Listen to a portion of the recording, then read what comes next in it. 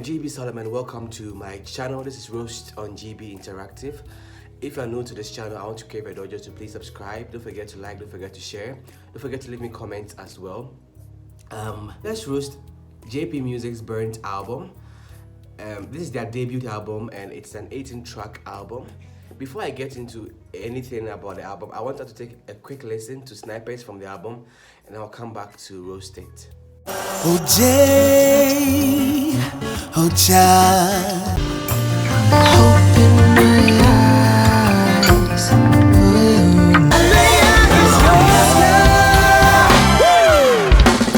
This album is given exceptional writing and composition with interesting progression and melody lines. The instrumentation banks, the vocal delivery was top tier. I like how most of the songs were produced. The production was high definition, and everything about the album, including the album rollouts, has been a very well-intended project and very thoughtful project, and I'm here for it. JP Music has been in the system for a while now, and they have always been, risk takers, and they took a lot of risks with this album too, and that is one thing I also salute them for. I believe that Ghana music has to, grow, and we have to sometimes move away from the cliche and do something new, something fresh, and that is what this album gave us. The album begins with a prayer titled Burnt. The prayer was said by each member of the group, even as they take turns to say like a part of the prayer. It touched on themes of each of the songs on the album, putting together to create a very coherent message to tell us what they intend to achieve with the album or the kind of message they want to share with the album. And the last time something of this sort was done on Niele's album, Shades of Grace, and yeah, it was just simply like amazing and very, very, should I put it, poetic to say the least. After the prayer, then comes Oja. Literally, as it happened on the day of Pentecost, after the prayer, tongues of fire came upon them. This is what they did here. So after the prayer on the first track, Oja came. This Oja track features Chayman and Sam, who together with their band gave us a very mesmerizing rendition of the popular Ghanaian Holy Ghost theme song, Oja. Oje, Oja, so some concroni mucha. Oje, Oja, so some concroni mucha. Baby chuma unamo. Oje, unyamija. I like the lead on this particular song. I don't know if it was one person or two people, but all I know is that I loved how they approached and drove the song. The song had a mixture of soul and jazz, a little bit of rhythm and blues. The beatboxing was also very, very, very important to add to this song, because the song was more like either like an a cappella but with slight instrumentation. It was just something amazing. The humming on the song too was everything to die for. They did an excellent job. Now, a very recurrent trait on this album was the attention that they paid to the vocal delivery and outputs from both the BVs and LVs, and the band. And Great I Am, which is a third track on the album, was no exception. The singers complement the instrumentalists so well, and one thing I also realized on this particular song was that they have a wide range of passing notes or transitions that they could employ in any of the songs, because anytime they are joining maybe the bridge of a song to the vamp, they always had something to do, something different to do to join those parts together. But this song coming after Oja didn't do it for me, honestly.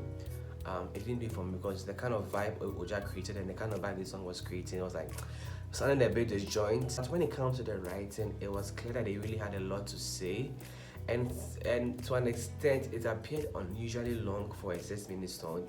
I feel like the song could have been shortened and it would have still been powerful.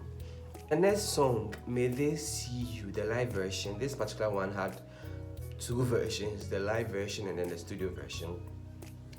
It had a fusion of jazz and soul and hip-hop and contemporary worship music.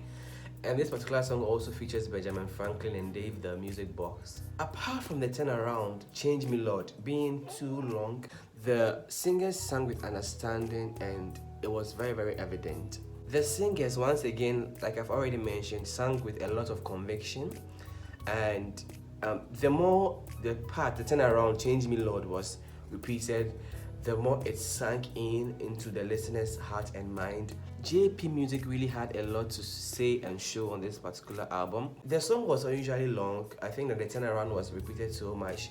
Even after that, they had to come back again to sing. It could have been cut short and made a reprise, like two different songs, and we would still love it. Then there is How Can I Love You, which features Calvin Hammond.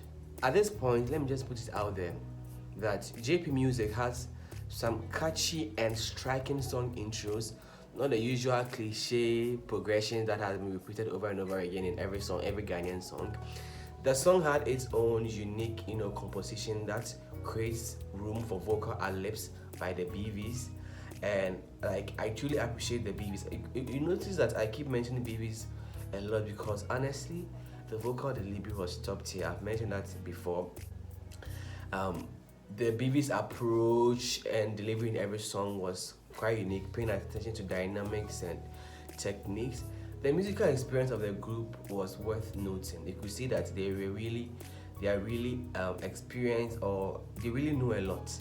This makes them take a risk that they believe that they can pull it off, and yes, they did pull it off on almost all the songs, trying to fuse in different languages and different styles. And they are also very good with vamps, even though I'll get into that. A lot of the songs had vamps, and sometimes I feel like sometimes you should keep the songs simple. I Need You also features Calvin Hammond, and beautiful intro as usual. This is one of my favorite songs on the album. The diction and intonation of the lyrics help to communicate the message of the song in very clear terms. The instrumentation was given, the punches with the trumpets, simply amazing, simply amazing. Good music they be, and kasa. The short rendition of the I need you, oh I need you, every hour I need you was quite an interesting addition. I just felt that the LVs, the lead singers, could have allowed the song to breathe at that point. Because if you pay attention, you could realize that it didn't give room for us to enjoy the vocals much because they were singing over each other. And that's one particular thing they should have checked. But like I said, this song is actually one of my faves. So then there is another prayer titled A Heart Cry, which features Prophet Edem Julius Kujum. A very profound and poetic prayer. And I saved some of the lyrics to read out to you guys. Let it be a prayer as well. We have filled our hearts with other things. Give us the posture of looking unto Jesus, the author and finisher of our faith. Lord, let nothing matter. Let nothing move us. Let nothing budge us. But for you and your glory, we live, move, and have our being.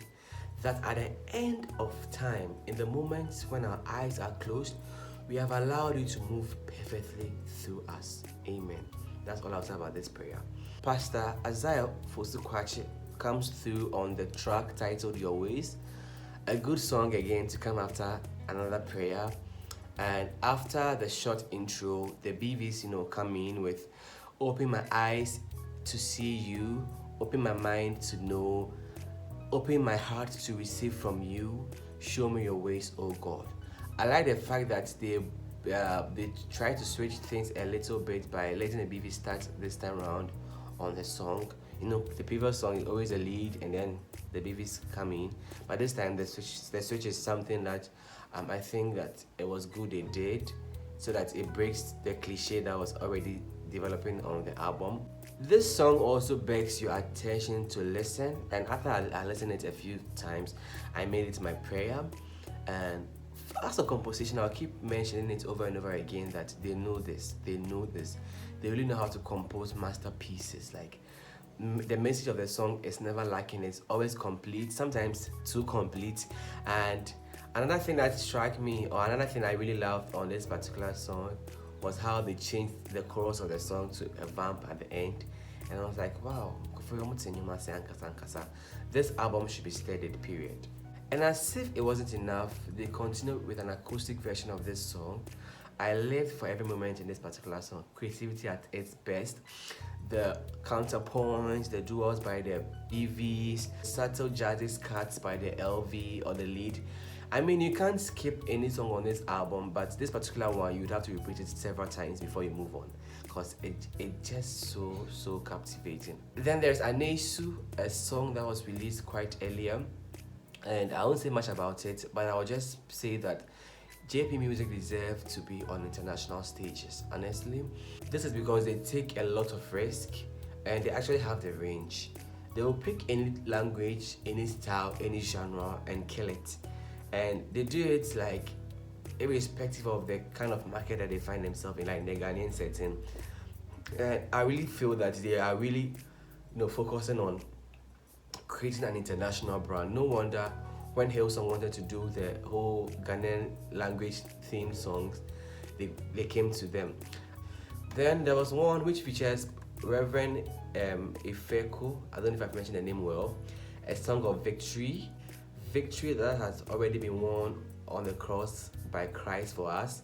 Even though I understand that there are some wins that are actually expressed with like sweet victory, I expected a little bit of hyperness, if there's any word like that, a little bit of excitement. They were excited, but the excitement was quite like the sweet kind of excitement. But I wanted like the victory to be expressed throughout the song. Like I wanted to hear more joy behind the victory. But anyways, let's talk about my best, which features Bernard Franklin. Oh my god, they gave their best on this particular song. And when one of the lead singers proclaimed that, Lord, I give you my all, I felt that they were giving it their all. It was believable. They sang with dedication, they sang with emotions, and the song is also another personal favorite of mine. Then there's one campaign, and on this particular song, let's appreciate the production. Top tier, high definition. They took their time to introduce each element of the song.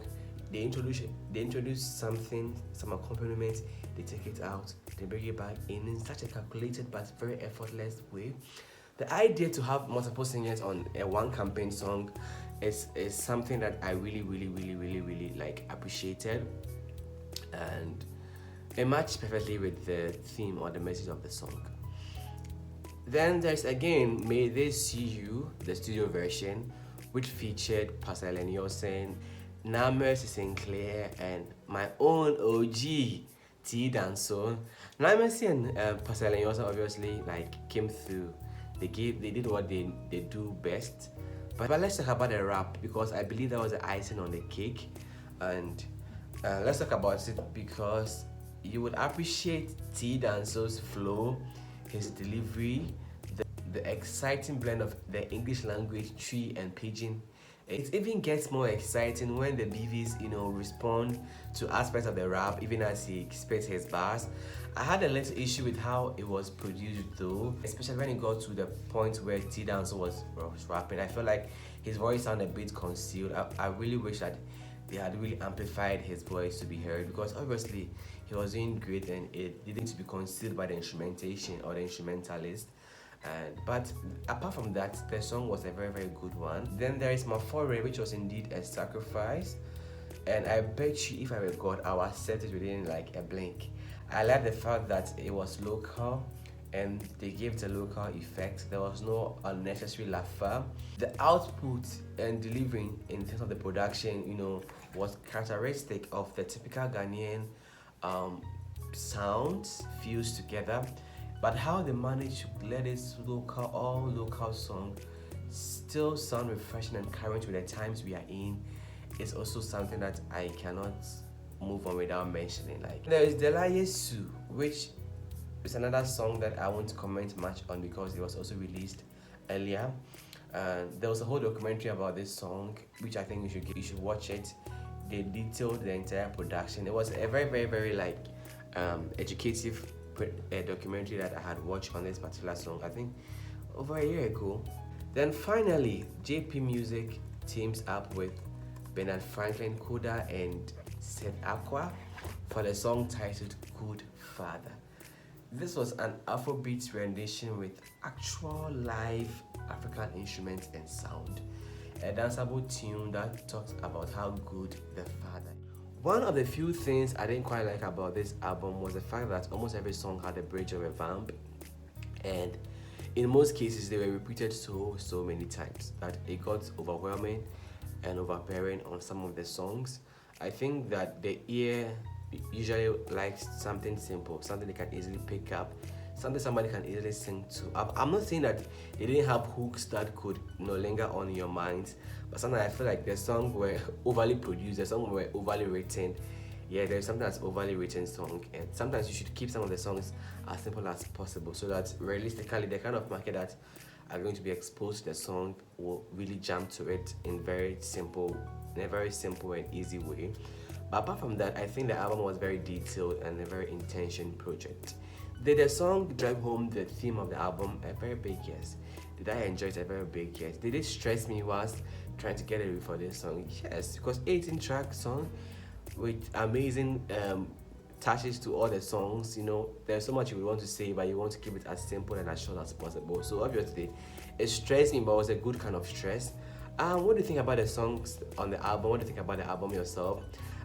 You should really check JP Music out. They've been in the system for quite a long time. They're really passionate about teaching music to.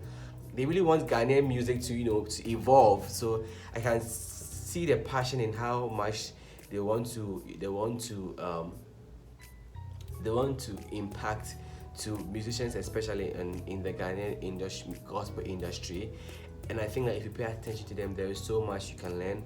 And don't forget to subscribe, don't forget to come back for more, don't forget to share this video for your other friends to also appreciate it. Thanks for watching and have a wonderful time. Bye.